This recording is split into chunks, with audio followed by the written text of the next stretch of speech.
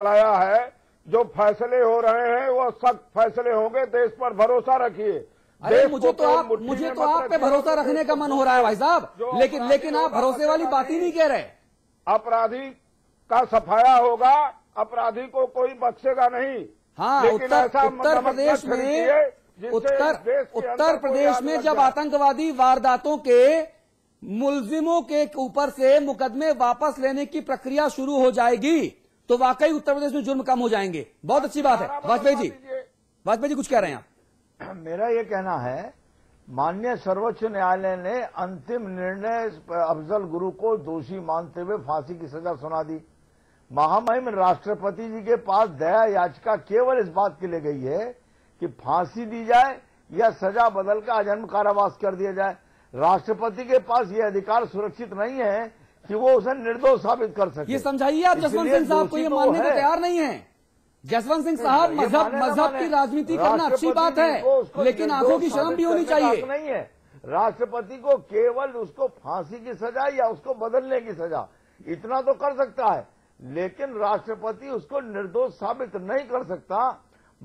जब supreme court ने उसको फांसी की सजा दे दी है तो दोषी तो वो है, निर्दोष तो वो हो ही नहीं सकता। हाँ। केवल क्वांटम ऑफ पनिशमेंट परिवर्तन हो सकता है। वाजपेयी जी और राष्ट्रपति और राज्यपाल के पास जो दया याचिका का जो अधिकार रहता है वो मेरिट नहीं, उसका मेरिट से ताल्लुक ही नहीं है। वह दया है, अनुकंपा है। फिर वह अनुकंपा है कि आप दोषी थे, फिर भी आपकी सजाए मौत को, फांसी की सजा को हमने बदल दिया दया पर, कृपा पर, अनुकंपा पर, आजीवन कारावास में। दोषी तो वो जो एक बार अदालत ही साबित करेगी, घोषित करेगी। अदालत के बाद अदालत अगर सुप्रीम कोर्ट, भारत की सर्वोच्च न्यायालय घोषित कर दे कि यह व्यक्ति देशद्रोही है, यह व्यक्ति अपराधी है, तो हिंदुस्तान की पूरी सरकार मिलके भी उसको निर्दोष घोषित नहीं कर सकती। जसवंत सिंह साहब, आप भी नहीं? नहीं, हम तो बिल्कुल नहीं कर सकते। हम नहीं तो आप दोषी भी नहीं कह रहे ना। आप दोषी कहने में भी झिझक रहे हैं माननीय अफजल गुरु साहब को। ना झिझक रहा हूं, लेकिन आपको गलतफहमी है कि आप ही हिंदुस्तान के हैं और अग्निहोत्री जी हिंदुस्तान के हैं। आप इस देश के राष्ट्रपति को हिंदुस्तान का मानने को तैयार नहीं है। अरे मैं तो आपको सबसे बड़ा हिंदुस्तानी मान रहा हूं, लेकिन आप ये कहने को तैयार क्यों नहीं है कि अफजल गुरु दोषी है? जसवंत जी, मैंने आज सुबह से जितनी बार भी बोला है, हर बार कहा कि मैं प्रणब मुखर्जी के इस कदम की सराहना करता हूं। उन्होंने एक अच्छा फैसला किया, लेकिन मैं राष्ट्रपति की सीमाएं भी जानता हूं। मैं जानता हूं संविधान ने महामहिम के हाथ पांव कहां कहां बांधे हैं, मैं जानता हूं। नहीं, कहीं नहीं बांधे हैं अग्निहोत्री जी। आप संविधान की इतनी बड़ी कुर्सी को चुनौती मत दीजिए। जसवंत सिंह जी, जसवंत सिंह जी, आप कुतर्क कर रहे हैं। दरअसल तब आप कुतर्क कर रहे हैं। राष्ट्रपति कुछ नहीं है, अकेले अग्निहोत्री जी और समाचार चैनल उसको फांसी देगा। राष्ट्रपति जी तो गृह विभाग की रिपोर्ट के आधार पर जो गृह विभाग सिफारिश करता उसको मानने के लिए बाध्य हैं, उनके पास विकल्प नहीं है। ये संवैधानिक प्रक्रिया है जसवंत सिंह साहब। ये नेतागिरी कब्जा नहीं है कि भाषणबाजी कर दी और चले गए। हमारे ही देश में बना है और हमसे आपसे ज्यादा बुद्धिजीवी लोगों ने बनाया है। तभी आपसे कह रहा हूं, लड़ाई लड़ने वालों ने इस देश को संविधान दिया है। उस संविधान का इस तरह माखौल उड़ाना ठीक नहीं है। मखौल नहीं उड़ा रहा जसवंत जी, मैं सिर्फ तथ्य सामने रख रहा हूं। आप सवाल उठा रहे हैं इस देश के संविधान पर। मैं सवाल आपकी नीयत पे उठा रहा हूं, सुनना चाहते हैं? राष्ट्रपति मैं सवाल आपकी नीयत पे उठा रहा हूं। मंत्रालय चल रहा है, उसको मानने को नहीं तैयार है। मैं सवाल आपकी नीयत पे उठा रहा हूं भाई साहब। देश नहीं चलेगा। मैं आपकी नीयत पे सवाल उठा रहा हूं। जब भारत पाकिस्तान की लड़ाई होती है, भारत चीन की लड़ाई होती है, तो सारा धर्म। आप मेरी बात सुनिए ना सिंह साहब, मैं सवाल आपकी नीयत पे उठा रहा हूं, आपके कथन पे उठा रहा हूं। आप हमारी नीयत पर सवाल उठाएंगे, आप हमको सर्टिफिकेट देंगे कि हम देशभक्त हैं कि नहीं है? नहीं दे रहे। आपसे सर्टिफिकेट मैं लेना चाहता हूं कि अफजल गुरु देशभक्त है कि देशद्रोही है, और आप बोलने को तैयार नहीं। अगर सुप्रीम कोर्ट ने फैसला दिया है। संजय निरुपम जुड़ गए हमारे साथ। संजय निरुपम भाई साहब, बहुत बहुत स्वागत है आपका समाचार प्लस पर। संजय निरुपम जी, संजय निरुपम जी। हाँ जी, बोल रहा हूँ, बोलिए। जी, देर आयत दुरुस्त आयत, लेकिन तारीफ के काबिल काम जरूर किया सरकार ने, सराहना कबूल कीजिए हमारी। शुक्रिया, बहुत बहुत शुक्रिया। हमारे साथ समाजवादी पार्टी के हमारे मित्र बैठे हैं, लखनऊ से वरिष्ठ नेता जसवंत सिंह साहब हैं। ये अपने मुंह से कहने को तैयार नहीं कि आमिर अजमल कसाब या अफजल गुरु के बारे में बात हो रही है कि अफजल गुरु दोषी है, ये अपने मुंह से कहने को तैयार नहीं, कह रहे हैं राष्ट्रपति फैसला करेंगे। देखिए, सबसे पहले कसाब को आज जो फांसी दी गई है उसके लिए कोई विशेष सराहना की आवश्यकता नहीं है, ये सरकार की जवाबदारी थी। हाँ। सरकार ने जिस तरीके से हाँ। पूरी न्याय प्रक्रिया जिस तरीके से तेजी से काम कर गई और राष्ट्रपति महोदय ने जिस प्रकार से दया याचिका को साइन किया, रिजेक्ट किया मतलब, हाँ। और उसके बाद जिस तरीके से वो एग्जीक्यूट किया गया उस फैसले को, निश्चित तौर पर इसके लिए सरकार को शाबाशी देनी चाहिए। हाँ, ये हम सबकी जवाबदारी थी, कानून की प्रक्रिया के तहत जब होना था। उसके बाद अफजल गुरु संसद पर जो हमला हुआ था उस हमले का मुख्य अभियुक्त है और उसको सुप्रीम कोर्ट ने फांसी की सजा सुनाई है। तो दोषी हो गया, दोषी है, दोषी। उसने दया याचिका दायर की है, दया याचिका के ऊपर राष्ट्रपति जी जो फैसला करेंगे उस फैसले के हिसाब से तत्काल कार्रवाई होनी चाहिए, जैसे कसाब के मामले में हुआ। जी, यानी जल्दी से जल्दी अफजल गुरु को उसकी करने की सजा मिलनी चाहिए ना।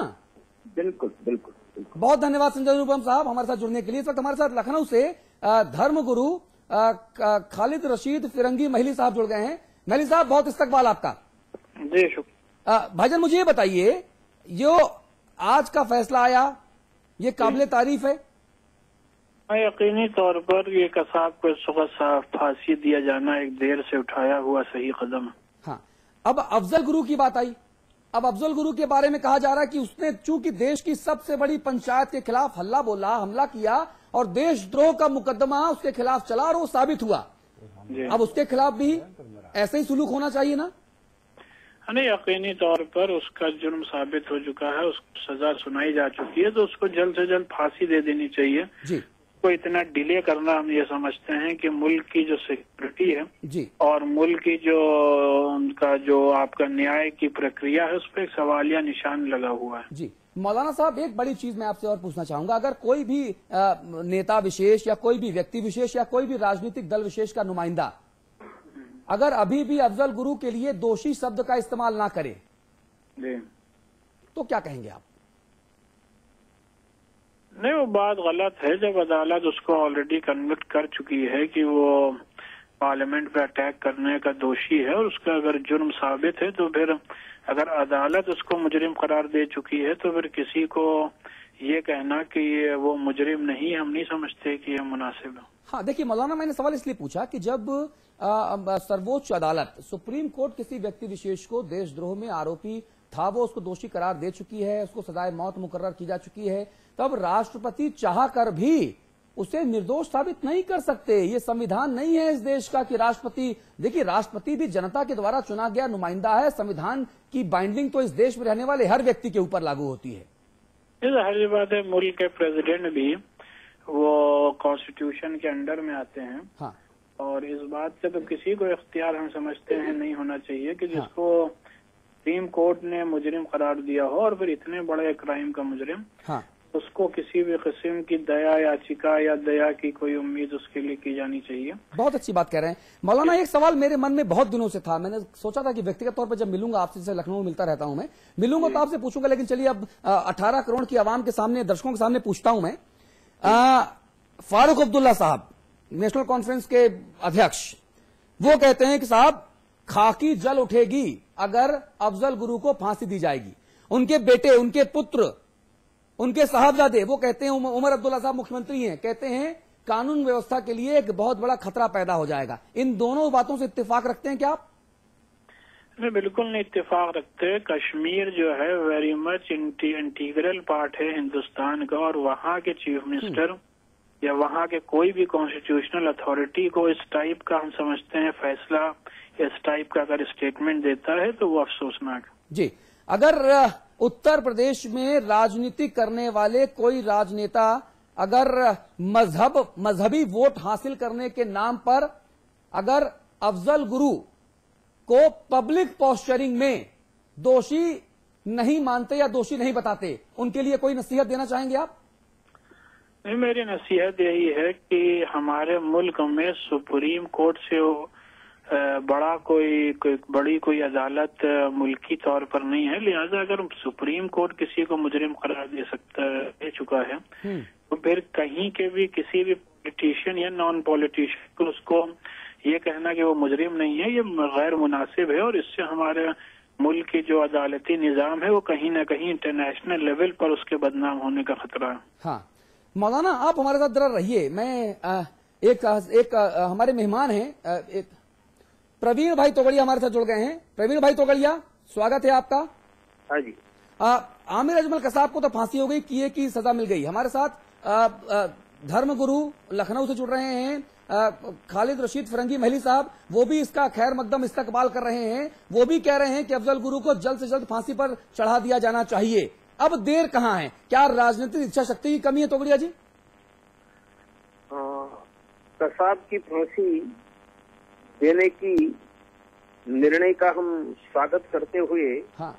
कसाब को फांसी देने के लिए न्यायिक प्रक्रिया से प्रयास करने वाले पुलिस अधिकारी और उसका एडवोकेट को भी धन्यवाद करते हैं। ठीक बात। पर प्रश्न है कि कसाब को तो फांसी हुई, मोहम्मद अफजल गुरु को अब तक फांसी क्यों नहीं हुई? हाँ। देश में जगह जगह पर आतंक की घटनाएं हुई, हाँ। वह करने वाले को फांसी क्यों नहीं हुई? हाँ। जम्मू कश्मीर में अब तक 30,000 से अधिकांश पुलिस और सेना के जवानों को आतंकवादियों ने मारा है। हाँ। उनमें से भी आतंकवादी को फांसी क्यों नहीं हुई? हाँ। ऐसा लग रहा है कि कसाब तो को फांसी दे दी, पर आतंकवादियों के प्रति ये देश की राज्य और केंद्र सरकारों का रुख जितना चाहिए उतना स्पष्ट नहीं है। उनके कारण आतंकवाद को प्रोत्साहन मिल रहा है। हाँ। और कसाब जहाँ से आया था वह पाकिस्तान से न क्रिकेट खेलना चाहिए, न व्यापार करना चाहिए, न कल्चरल संबंध रखना चाहिए। ठीक है। पाकिस्तान आतंकवादी यहाँ भेजे और उनसे क्रिकेट रमे खेले, वह भी गलत बात है। इसलिए जीरो टॉलरेंस टू टेरर का निर्णय करके सबको व्यवहार करना चाहिए। ठीक है। प्रवीण भाई तोगड़िया, समाचार प्लस से एक्सक्लूसिव बातचीत करने के लिए बहुत धन्यवाद आपका। जसवंत सिंह साहब, टीवी की मजबूरी है, ब्रेक लेना जरूरी है, लेकिन एक बहुत छोटी सी रिएक्शन के लिए मैं आपके पास जरूर आऊंगा। मौलाना फिरंगी महली साहब की जो बातें हैं, वो बातें अच्छी लगी आपको? हमें बिल्कुल बुरी नहीं लगी, लेकिन हम एक बात जानते हैं कि दुनिया में हिंदुस्तान एक ऐसा देश है जहां राष्ट्रपति सर्वोपरि है। हम उसको नकारना नहीं चाहते, न नकारेंगे। संविधान से ऊपर है क्या? संविधान के तहत ही व्यवस्था है कि राष्ट्रपति सर्वोपरि है। हाँ, इसीलिए मैं आपसे कह रहा हूँ कि संविधान के तहत ये भी इसीलिए व्यवस्था मैं भी है। आपको बता रहा हूँ। आप मेरी बात तो सुनिए। संविधान की आप मेरी बात तो सुनिए। उसको नकारेंगे नहीं। आप मेरी बात तो सुनिए। मैं वकील भी हूं, इसलिए मैं कह रहा हूं, मेरी बात तो सुनिए। मैं बोलूं कुछ, अगर आपकी आज्ञा हो तो। बिल्कुल, आदेश है जी। मैं आपसे सिर्फ ये कहना चाहता हूं, उसी संविधान ने महामहिम राष्ट्रपति को जो शक्ति दी है, उस शक्ति का दायरा सीमित है। महामहिम राष्ट्रपति महोदय सुप्रीम कोर्ट के द्वारा किसी को दोषी करार दिए जाने के बाद ये शक्ति नहीं रखते कि उसे निर्दोष, उसे नहीं सकते फैसले। हाँ, उसे निर्दोष करार नहीं दे सकते। ये उस संविधान में प्रदत्त अधिकार के दायरा बता रहा हूं मैं आपको। वो सिर्फ इतना कर सकते हैं कि मेरी बात तो सुन लीजिए, मेरी बात पूरी नहीं हुई। मेरी बात सुन लीजिए, मेरी बात सुन लीजिए। प्रतिवादी क्या है, उसका इंतजार किए बिना कौन सी ऐसी आफत है जो आज इस मामले को अच्छा मुझे बताइए, किया जा रहा है? आफत इसलिए है जसवंत जी, 2001 में हमला हुआ था, आफत इसलिए है। अच्छा मुझे बताइए, आफत इसलिए है, आफत इसलिए है, क्यों चुप रहे? अरे भाई इसलिए है हुजूर। इतना दिन तो जसवंत सिंह जी, नहीं तो आप कुतर्क कर रहे हैं। होते धरना। जसवंत सिंह जी, जसवंत सिंह जी मान्यवर, आप कुतर्क कृपया ना करें। गांव की लड़ाई में एक पंडित जी मारे गए और एक घायल हो गए, उनका भी विवादास्पद चरित्र था। लेकिन खैर चलिए, पूरब में तो पूरा उत्तर प्रदेश का अमला एक्टिव हो गया, डीजीपी से लेके और कप्तान तक सब प्रेस कॉन्फ्रेंस करते रहे। और आप कह रहे हैं कि अफजल गुरु में कौन सा आसमान टूट रहा है, कौन सी जल्दी है? 2001 की घटना, अभी 10 दिन हुए पंडित जी के ऊपर हमला हुए। क्या सिर्फ एक ही मजहब के वोट लेने हैं क्या आपको? जिसकी आप राजनीति करते हैं, आप और आपकी पार्टी, क्या सिर्फ उसी मजहब विशेष के वोट से सरकार बन गई आपकी यूपी में? ये आप गलत नजरिया से देख रहे हैं। तो आप सही कीजिए ना मुझको, इसीलिए मैंने बुलाया आपको। और हिंदू मुसलमान सिख ईसाई सब एक हैं, सबकी ताकत से ये हिंदुस्तान है। तो कहिए ना कि अफजल गुरु दोषी है। और आप इस देश को बिगाड़ने के बारे में डायरेक्शन दे रहे हैं। तो कहिए ना कि अफजल गुरु दोषी है, क्यों नहीं कह रहे आप? किसी को आप, मैं अफजल गुरु नहीं हूं, मैं जसवंत सिंह हूं। मैं कह रहा हूं कि कहिए